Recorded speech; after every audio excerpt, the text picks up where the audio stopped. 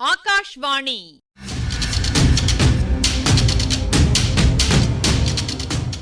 பொன்னியின் செல்வங்கள் வாசிப்பும் ஆய்வும். வாசிப்பவர் ராமசுவாமி சுதர்சன் அவர்கள்.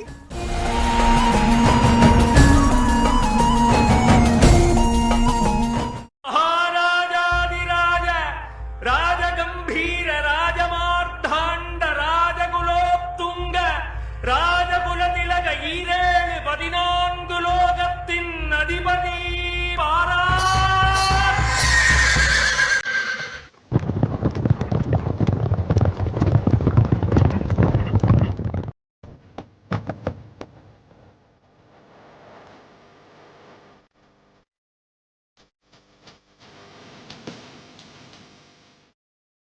துவாரத்துக்குள் நுழைந்த வந்தியத்தேவன் சில படிகள் இறங்கிச் சென்றான்.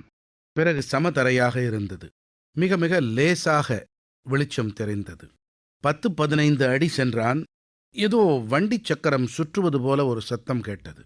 திடீரென்று இருள் வந்து கவிந்து அவனை விழுங்கிக் கொண்டது. சம்பந்தமில்லாத காரியத்தில் தலையிடக்கூடாது என்று பலமுறை தீர்மானித்துக் கொண்டதை எண்ணினான். நாம் புறப்பட்ட காரியம் என்ன? எவ்வளவு முக்கியமானது! அதை விடுத்து இப்போது இந்த பாதாளச் சுரங்க வெளியில் பிரவேசித்தோமே, இது எங்கே கொண்டு போய் சேர்க்குமோ என்னமோ? அங்கே என்னென்ன வகை அபாயங்கள் காத்திருக்குமோ? என்ன அறிவீனமான காரியத்தில் இறங்கினோம்! நம்முடைய அவசர புத்தி நம்மை விட்டு எப்போது போகப் போகிறது? இந்த எண்ணங்கள் அவன் கால்களின் வேகத்தை குறைத்தன.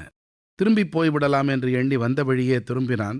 படிகள் தட்டுப்பட்டன. ஆனால் மேலே துவாரத்தை காணவில்லை. தடவி தடவி பார்த்தான், பயனில்லை. யாரோ மேலிருந்து துவாரத்தை மூடியிருக்க வேண்டும். வந்தியத்தேவனுக்கு வியர்த்து விறுவிறுத்து போய்விட்டது. மேலும் பரபரப்புடன் மூடப்பட்ட துவாரத்தை திறப்பதற்கு முயன்றான். இதற்குள் எங்கேயோ வெகு வெகு தூரத்தில் யாரோ பேசும் குரல் கேட்பது போலிருந்தது. வேறு வேறு குரல்கள் கேட்டன. ஒருவேளை அவன் எங்கிருந்து பிலத்வாரத்தில் பிரவேசித்தானோ அந்த ஐயனார் கோயில் வாசலில் மனிதர்கள் பேசும் குரலாகவும் இருக்கலாம். இடும்பன்காரி யாரையோ எதிர்பார்த்துத்தானே விளக்கு போட்டான். அவர்கள் வந்திருக்கலாம். இது உண்மையாகுமானால் அவன் அந்த சமயம் பிலத்வாரத்தை திறக்க வழி கண்டுபிடித்து வெளியேறுதல் பெருந்தவறாக முடியலாம். அவர்கள் எத்தனை நேரம் அங்கு உட்கார்ந்து பேசிக் கொண்டிருப்பார்களோ தெரியாது. இடும்பன்காரியின் கூட்டாளிகளான ரவிதாசன் முதலிய சதிகாரர்களானால் நெடுநேரம் பேசிக் கொண்டிருக்கக்கூடும். அவர்கள் எதற்காக இங்கே கூடியிருக்கிறார்கள்? என்ன பேசுகிறார்கள்? என்ன சதி செய்கிறார்கள்? இதையெல்லாம் அந்த வீர வைஷ்ணவன் கவனித்துக் கொண்டிருப்பான். நாம் இங்கே மூச்சு முட்டும்படி உடம்பில் வியர்த்து கொட்டும்படி நின்று காத்திருப்பதைக் காட்டிலும் மேலே கொஞ்ச தூரம் போய் பார்ப்பதே நல்லது. துணிந்து இறங்கியது இறங்கியாகிவிட்டது. இந்த சுரங்க வழி எங்கேதான் போகிறது என்பதை கண்டுபிடிப்பது மேலல்லவா? இவ்வாறு முடிவு கட்டிக்கொண்டு வந்தியத்தேவன் பின்வைத்த காலை மறுபடியும் முன்வைத்து நடந்து செல்லத் தொடங்கினான். கீழே சமதரை என்றாலும் முண்டும் முரடுமாக இருந்தது. பாறையை குடைந்தெடுத்து அந்த பாதாள வழியை அமைத்திருக்க வேண்டும். அந்த வழி எங்கே போய் சேரும் என்பது அவன் மனத்தில் ஓர் உத்தேசம் தோன்றியிருந்தது. அநேகமாக அது கடம்பூர் சம்புவரையர் மாளிகைக்குள் போய் முடிய வேண்டும். அந்த மாளிகையில் எங்கே போய் முடிகிறதோ என்னமோ, ஒருவேளை பொக்கிஷாரையில் முடியலாம், அல்லது அரண்மனை பெண்டிர்கள் வாசம் செய்யும் அந்தப்புறத்தில் முடியலாம். அரசர்களும் சிற்றரசர்களும் வசிக்கும் அரண்மனைகளிலிருந்து அத்தகைய சுரங்கப்பாதைகள் இருக்கும் என்பது அவன் அறிந்த விஷயம்தான். ஏதாவது பேரபாயம் நேரும் காலங்களில் அரண்மனையிலிருந்து ஓடி தப்பிக்க வேண்டிய சந்தர்ப்பம் நேர்ந்தால் அத்தகைய பாதைகளை உபயோகிப்பார்கள். அரண்மனை பெண்டிரை அப்புறப்படுத்துவது அவசியமாதலால் அத்தகைய பாதைகள் அந்தப்புறத்தில் சாதாரணமாக முடிவதுண்டு. முக்கியமான பொக்கிஷங்களை எடுத்துக்கொண்டு போவதும் அவசியமாதலால் பொக்கிஷ நிலவரை மூலமாகவும் அந்த வழிகள் போவது வழக்கம். இந்த வழி எங்கே போய் முடிகிறதோ என்னமோ, இடும்பன்காரி இவ்வழியாக வந்து வெளியேறியிருப்பதால் அநேகமாக பொக்கிஷ அறையில்தான் போய் முடியும். பெரிய பழுவேட்டரையரின் பொக்கிஷங்களை அவர் அறியாமல் இளையராணி மூலம் இந்த சதிகாரர்கள் சூறையாடுவது போல சம்புவரையரின் பொக்கிஷத்தையும் கொள்ளையிட திட்டம் போட்டிருக்கிறார்கள் போலும். ஆதித்த கரிகாலரும் மற்றவர்களும் விருந்தாளிகளாக வரவிருக்கும் இந்த சந்தர்ப்பத்தில் இவர்கள் இந்த மாதிரி காரியத்தில் பிரவேசிப்பதன் காரணம் என்ன? ஒருவேளை வேறு நோக்கம் ஏதேனும் இருக்க முடியுமா? திருப்புரம்பியம் பள்ளிப்படை காட்டில் பார்த்ததும் கேட்டதும் வந்தியத்தேவனுக்கு நினைவு வந்தன. பழுவூர் ராணியிடம் இருந்த மீன் அடையாளம் பொறித்த நீண்ட வாள் அவன் மனக்கண் முன்னே வந்து ஒரு கணம் ஜொலித்தது. வந்தியத்தேவனுக்கு உடம்பு சிலிர்த்தது. பொக்கிஷத்தை கொள்ளையிடுவதைக் காட்டிலும் இன்னும் பயங்கரமான நோக்கம் இவர்கள் வைத்திருந்தாலும் வைத்திருக்கலாம். இந்த வழி எங்கே போகிறது என்பதை நிச்சயமாக தெரிந்து கொண்டால் அவர்களுடைய கொடிய நோக்கம் நிறைவேறாமல் தடுப்பதற்கு பயன்பட்டாலும் பயன்படலாம். சுரங்க வழியில் நடக்க ஆரம்பித்து சில நிமிஷ நேரம்தான் உண்மையில் ஆயிற்று. ஆனாலும் இருண்ட வழியாயிருந்தபடியால் நெடுநேரமாகத் தோன்றியது. காற்றுப்போக்கு இல்லாதபடியால் மூச்சு திணறியது. மேலும் வியர்த்து கொட்டியது. ஐயனார் கோவிலிலிருந்து கடம்பூர் மாளிகை எவ்வளவு தூரம் என்று எண்ணிய போது அவனுக்கு முதலில் மலைப்பாய் இருந்தது. ஆனால் மறுபடியும் யோசித்தான்.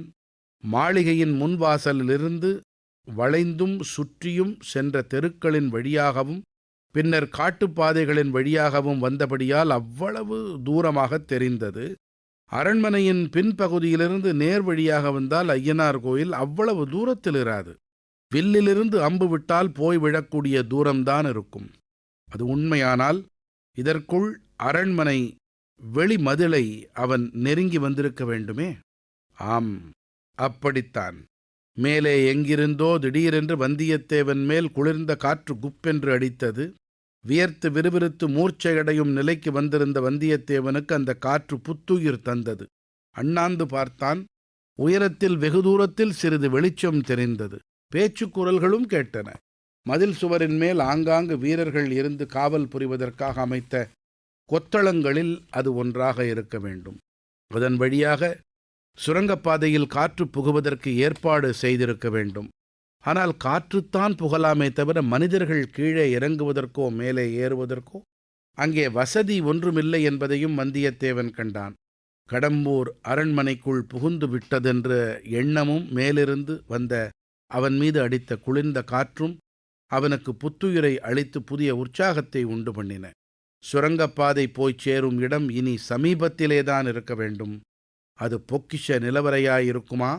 பெரிய பழுவேட்டரையரைப் போல சம்புவரையரும் ஏராளமான முத்தும் பவளமும் இரத்தினமும் வைரமும் தங்க நாணயங்களும் சேர்த்து வைத்திருப்பாரா? அங்கே பார்த்தது போல இங்கேயும் அந்த ஐஸ்வர்ய குவியல்களுக்கிடையில் செத்த மனிதனின் எலும்புக்கூடு கிடைக்குமா? தங்க நாணயங்களின் பேரில் சிலந்தி வலை கட்டியிருக்குமா? இம்மாதிரி எண்ணிக்கொண்டே போன வந்தியத்தேவன் காலில் ஏதோ தட்டுப்பட திடுக்கிட்டான். அப்புறம் அது படிக்கட்டு என்று தெரிந்து தைரியமடைந்தான். ஆம், அந்த படிக்கட்டில் ஏறியானதும் பொக்கிஷ நிலவரையை காணப்போவது நிச்சயம். இல்லாவிட்டால் பெண்கள் வசிக்கும் அந்தப்புறமாயிருக்கலாம். அப்படியானால் தன் பாடு ஆபத்துதான். கந்தமாறன் தங்கை மணிமேகலை, அந்த கருநிறத்து அழகி அங்கே இருப்பாள். ஒரு சமயம் அவளை மணந்து கொள்ளும் யோசனை தனக்கு இருந்ததை நினைத்தபோது வந்தியத்தேவன் புன்னகை பூத்தான். அந்த புன்னகையை பார்த்து மகிழ அங்கு யாரும் இல்லைதான். ஒருவேளை அந்த புறத்து மாதர் அலங்கோலமாக இருக்கும் சமயத்தில் திடீரென்று அவர்களிடையே தான் தோன்றினால் இதை நினைக்க அவனுக்கு சிரிப்பே வந்துவிட்டது. சிரித்த மறுகணமே அவனுடைய உடம்பின் இரத்தம் முறைந்து இதயத் துடிப்பு நின்று கண்விழிகள் பிதுங்கும்படியான பயங்கர தோற்றத்தை அவன் கண்டான். படிக்கட்டில் ஏறினான் அல்லவா? மேல் படியில் கால் வைத்ததும் இனி ஏறுவதற்கு படியில்லை என்று உணர்ந்து கொண்டான். நாம் எங்கே வந்திருக்கிறோம் என்பதை அறிந்து கொள்ள சுற்றுமுற்றும் பார்த்தான். 100 கொள்ளிக் கண்கள் அவனை உற்று பார்த்தன. அந்த கண்களெல்லாம் பயங்கரமான காட்டு மிருகங்களின் கண்கள். முதலில் ஏற்பட்ட பீதியில் வந்த வழியே திரும்பிவிட எத்தனித்தான். ஆனால் பின்னால் வழியைக் காணோம். மேற்படியில் அவன் கால் வைத்ததும் பின்னால் ஏதோ சத்தம் கேட்டது. சுரங்க வழி தானாக மூடிக்கொண்டு விட்டது போலும். ஆனால் இது என்ன கோர பயங்கரம்! இவ்வளவு காட்டு மிருகங்களும் தனக்காக இங்கே காத்திருக்கின்றனவே. வேங்கை புலிகள், சிறுத்தைகள், சிங்கங்கள், கரடிகள், காட்டு எருமைகள், ஓநாய்கள், நரிகள், காண்டாமிருகங்கள், அதோ 2 யானைகள் எல்லாம் தன்மீது பாய்வதற்கல்லவா ஆயத்தமாக இருக்கின்றன. ஏன் இன்னும் பாயவில்லை? அதோ அவ்வளவு பிரம்மாண்டமான பருந்து! ஐயோ, அந்த ராட்சத ஆந்தை! ஆழ்விழுங்கி வௌவால்! தான் காண்பது கனவா அல்லது இது என்ன? இங்கே ஒரு முதலை கிடக்கிறதே. வாய் பிளந்து கொண்டு கோரமான பற்களை காட்டிக்கொண்டு கிடக்கிறதே. முதலை தண்ணீரில் அல்லவா இருக்கும்? இது வெறும் தரையல்லவா? காட்டு மிருகங்களுக்கு மத்தியில் இந்த முதலை எப்படி வந்தது? இப்பகுதியின் ஆய்வினை வழங்குகிறார் ஐங்கரன் அவர்கள். அர்ஜுனனுக்கு குடாகேசன்கிற சிறப்பு பேரு உண்டு. இதன் பொருள் தூக்கத்தை வென்றவன், அதாவது உறக்கத்தை கட்டுப்படுத்தினவன். நினைச்சபடி நினைச்ச போது தூங்கவோ தூங்காதிருக்கவோ முடியும். மனத்தை வென்றவனுக்கே இது இயலும். அர்ஜுனனுக்கு ஏறத்தாழ 4000 ஆண்டுகளுக்கு அப்புறம் அவனைப் போலவே சாகச செயல்கள் புரிஞ்சவன் வந்தியத்தேவன். ஆழ்ந்த உறக்கத்துக்கும் வந்தியத்தேவனுக்கும் ரொம்ப தூரம் என்பதை பார்த்துக்கிட்டு வரோம். கொல்லுப்பற்றையில் 6 மணி நேரம் தூங்கினதை கணக்கில் எடுத்துக்க கூடாது. இது பகல் தூக்கம். விட்டு போன இரவு தூக்கத்தை எல்லாம் கணக்கெடுத்தா இது ஒன்றுமே இல்லை.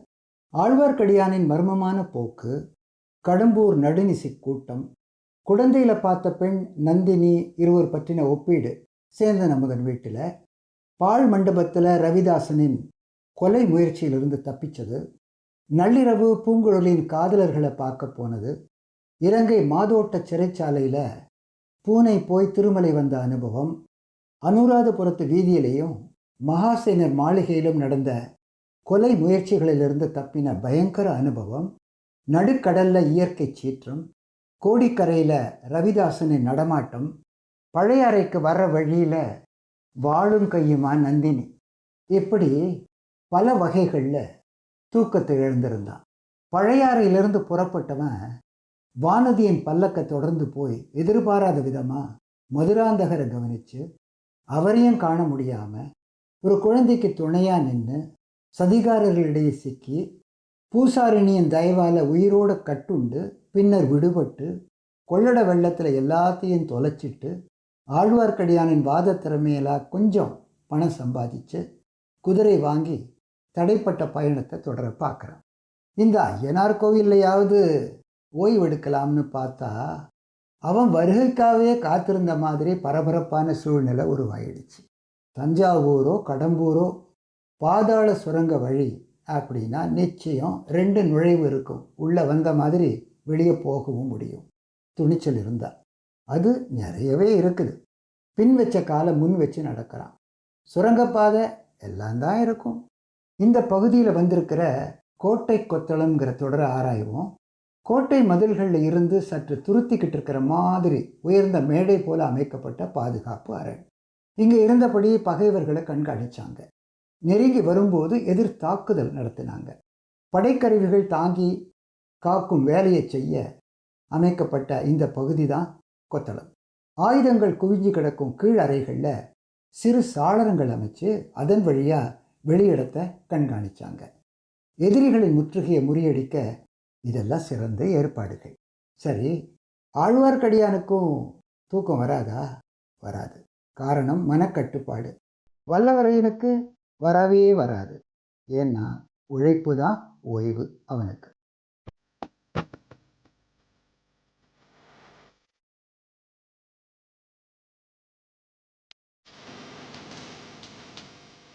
பொன்னியின் செல்வங்கள் வாசிப்பும் ஆய்வும் கேட்டீர்கள். வாசித்தவர் ராமசுவாமி சுதர்சன் அவர்கள். ஆய்வினை வழங்கியவர் ஐங்கரன் அவர்கள். படைப்பு சென்னை வானொலி நிலையம்.